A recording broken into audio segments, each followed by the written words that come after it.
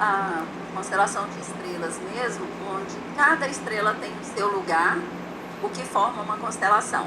A constelação familiar parte do princípio que cada um tem o seu lugar na família, e por isso formamos uma constelação familiar. Ah, sim, são as peças da família. Isso. E dentro dessas peças, uma família só existe com aquelas peças que fazem parte dela. Ah, legal, Então, legal. cada um de nós, cada uma família é uma constelação. O Paulo é uma estrela um pouco maior, né, Paulo?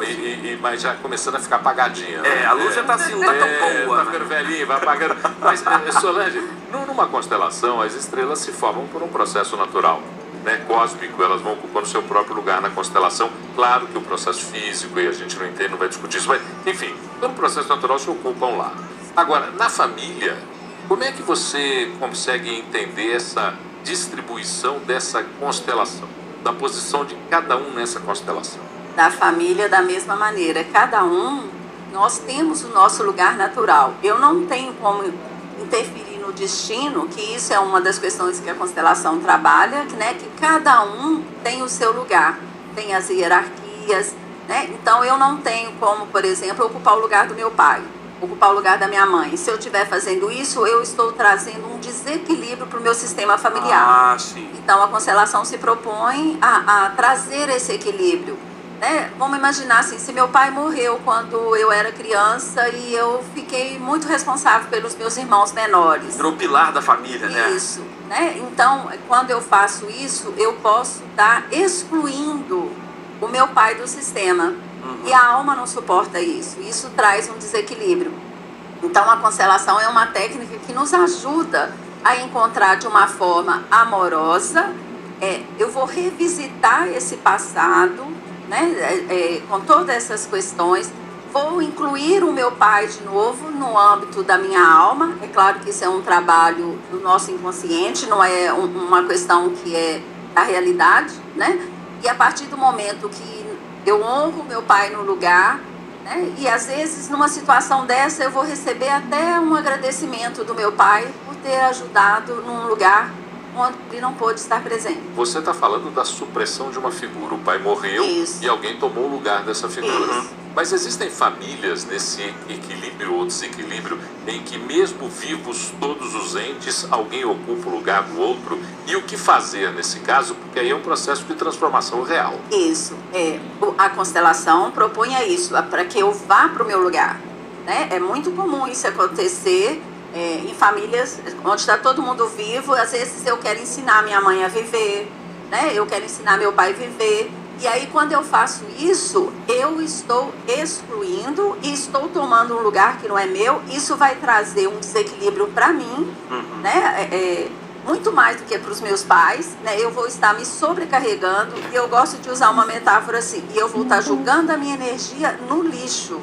Porque dentro das leis da hierarquia, das constelações, eu não tenho poder de levar uma solução para a vida dos meus pais, né? Quando eu faço isso, inclusive eu estou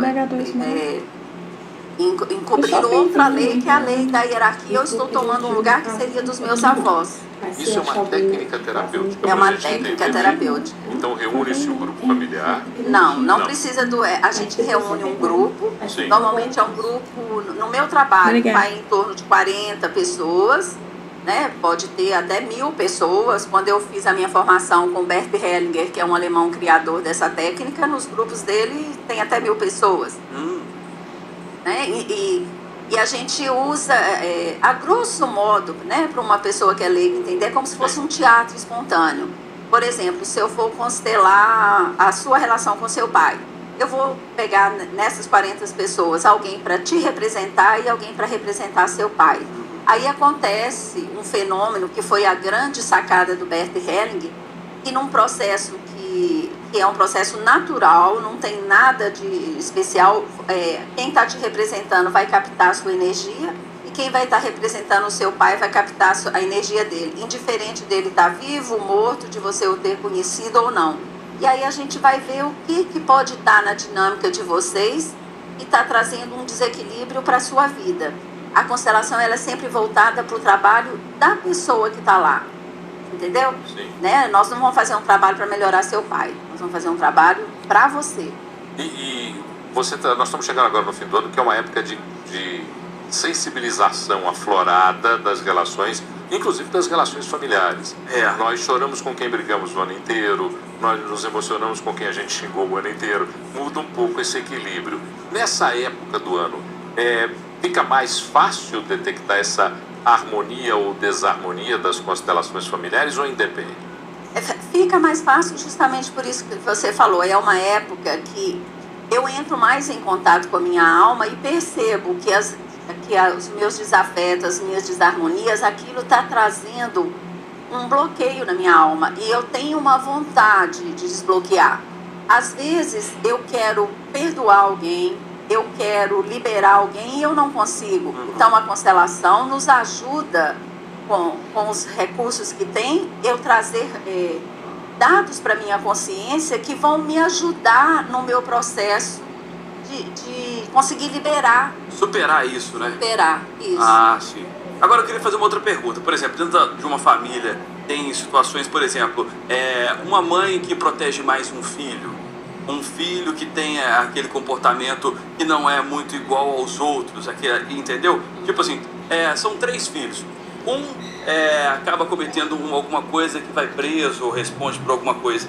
Então, como é que fica essa amarração familiar, esse sentimento? Você é filho do meio? Eu sou. Tem a ver? Eu sou filho do meio, eu sou ciumento, inclusive. Vou falar da minha vida, mentira. Eu sempre acho que minha mãe puxa saco dos meus irmãos, entendeu? Eu sou assim. Eu ia transformar isso numa pergunta genérica, mas eu vou falar assim, então tá bom. Normalmente, quando um filho acha que a mãe puxa saco dos irmãos, normalmente é o contrário, né? É aqueles filhos que são amorosos com aquela mãe e ela devolve a gentileza, né? Mas às vezes pode acontecer também, né? A gente fazendo uma constelação de uma situação dessa, pode ser que quando você nasceu, tem alguma questão que está ali no inconsciente, que está presente, que está interditando o amor da sua mãe fluir para você ou da sua mãe fluir para ela. Sim. Né? Dentro da constelação, a gente pode olhar para isso e ver se tem um dado a mais. Né? Dentro da constelação, é muito importante a inclusão. Por exemplo, numa situação dessa, às vezes, antes de você nascer, a sua mãe pode ter tido um aborto. E essa criança, às vezes, ela não está incluída nesse sistema familiar, porque na nossa cultura a gente não considera o aborto como um filho. Sim. Né? E dentro da constelação a gente vê que no inconsciente familiar ele pertence. Existe aquele espaço ali. Tem que ter um lugar. De novo, a estrela. Né? Aquela estrela, você estaria ocupando um lugar que não é seu. Né? Você seria, então, o terceiro filho e não o segundo. Entendeu? Sim. Então, aí, às vezes, você precisa olhar para esse irmão que não tá tendo um lugar, dar um lugar para ele, tanto no seu coração como ali no sistema familiar, e a sua mãe também. Entendi. Né? E a gente tem feedback de pessoas, por exemplo, numa situação dessa, que de repente a minha relação com a minha mãe melhorou muito. Sim. Olha que interessante. Agora eu fiz uma outra pergunta também, que é falando sobre diferenças de comportamento dentro da mesma constelação. Por exemplo, tem uma pessoa que um filho que foi criado igual aos outros e tudo mais, e essa pessoa, por exemplo, ela foi detida, ela foi presa, ela cometeu homicídios, coisas assim que não pertencem àquele grupo da família, sabe? A família inteira é de boa índole, não tem nenhum comportamento desse tipo. Como é que é tratado isso dentro de um ambiente? Quase sempre numa situação dessa, essa pessoa, ela, diferente do que a gente imagina, ela está muito a serviço daquele sistema e ela está conectada com uma história que aconteceu lá atrás. Vamos imaginar que às vezes assim, o bisavô ou o avô matou alguém, o dinheiro que originalmente veio dessa família foi fruto de um roubo lá atrás, e isso está um segredo. Né? Às vezes, assim, coisas que as gerações para cá não têm a menor noção, mas a alma sabe. Sim. Né? Então, se meu bisavô matou alguém, aquela relação ali criou um sistema e ele precisa ser olhado. Ah, tá. E aí quando eu olho... O histórico. Isso. Então, às vezes, o meu irmão que está numa situação de ser preso, ele está inconscientemente tentando, na constelação a gente chama de consciência arcaica, tentando equilibrar aquela relação. Entendi. É muito comum a gente ver na questão de assassinatos, variar numa família, numa geração tem um assassino, na outra tem uma vítima, e isso vai seguindo. Sim. A constelação, a gente faz um trabalho para quebrar esse processo. Olha, interessante. Agora, só para explicar para a audiência que a minha dúvida, a questão que refere a mim é só do ciúme, tá, gente? Eu não tô querendo matar ninguém, eu não matei ninguém, tá? Não vou ser preso, isso foi só uma dúvida. Até para mim, para Paloma, que estamos todo dia com você aqui. Podem se sentir seguros. Você falou, por exemplo, das relações que podem ser quebradas dentro dessa constelação. Por exemplo, se nessa constelação existem mortes violentas, rupturas, isso interfere, desequilibra essa constelação familiar e como restabelecer. Por exemplo, vamos usar aqui um exemplo prático. Tivemos agora uma tragédia com esse avião da Colômbia. Ali morreu o pai de uma família recém-criada, recém-montada. Morreu um jogador e recebeu a notícia de que seria pai 2 dias antes de embarcar para aquele voo que depois morreu. Isso cria uma ruptura. E isso cria danos a essa constelação? E há como reparar esses danos? Cria danos, sim, né? Dentro do processo psicoterapêutico, a gente vai chamar isso de traumas. E é um dos momentos que é muito interessante, que fica ali uma falta de despedida, uma questão inacabada. Então, nós podemos constelar uma situação dessa, né? Um pai que morreu. Um caso desse, o ideal é que vá toda a família, mas pode ir um membro só se ele tiver com a demanda. Aí nós vamos colocar representante para esse pai, para aquela mãe, para os filhos. E aí vai ter a oportunidade de todos despedirem, né? Porque uma das questões que mais fica doído numa questão de morte assim é que você não pode despedir, você não pode dar um último abraço, né? Então traz um alívio e deixa a minha energia fluir. Inclusive, uma outra questão que é muito importante em questões de morte, nós temos, às vezes, uma crença arcaica e quando alguém morre, que é importante para mim, se eu parar de sofrer, significa que eu não estou mais amando essa pessoa. Tá. Então, na constelação, eu vejo que eu posso olhar para essa pessoa na morte dela, no céu, com o meu amor e dedicar a ela a minha alegria, né? Dizer para ela... Em sua homenagem, eu vou fazer algo de bom da minha vida. Então, tem uma maneira de você encontrar uma leveza para aquela pessoa continuar dentro daquela constelação e a vida ir para frente. Eu consegui aceitar aquele destino e foi uma tragédia, mas ninguém tem como evitar grandes tragédias. Aqui várias perguntas já. Eu gostaria de perguntar se na constelação eu consigo descobrir a fonte da minha carência. É a dúvida da Mary. Sim, é totalmente possível, né? Nós vamos olhar para trás, se isso tem a ver com a sua infância, ou se é um sentimento que você está carregando de outra pessoa. Essa carência pode ser algo que tem a ver com a sua mãe ou com o seu pai, né? Às vezes uma mãe que perdeu a mãe muito cedo, ela pode estar transferindo esse sentimento para a filha. E aí, quando a gente vê isso, aí nós vamos incluir a vovó que estava faltando. E aí, de novo, a constelação, aquela estrela que estava faltando, vai ter um lugar. E isso pode fluir. Olha só, mais uma dúvida aqui. Bom dia, me chamo André e sou de Betim. O que acontece na constelação familiar quando entra a figura da madrasta do padrasto? Eles fazem parte, né? Faz parte da nossa família, além das pessoas do destino de sangue, aqueles que são pelos vínculos de casamento, aqueles que foram sacrificados, aqueles que se sacrificaram, todos fazem parte.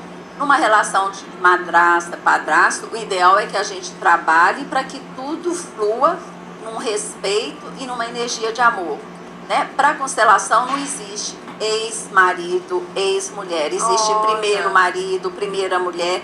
todos precisam ser honrados. Então, não quer dizer que eu tenha que conviver com eles. Então, deixa eu entender, na constelação não tem ex-marido, tem ex-mulher. Então, pra Gretchen e pro...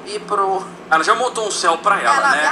Teve que montar um no caso céu da pra Gretchen, ela. é uma Via Láctea. Na verdade, ela tem uma constelação própria. Ela tem uma constelação própria. Como é que chama? O Fábio Júnior também, tem uma Via Láctea. É verdade.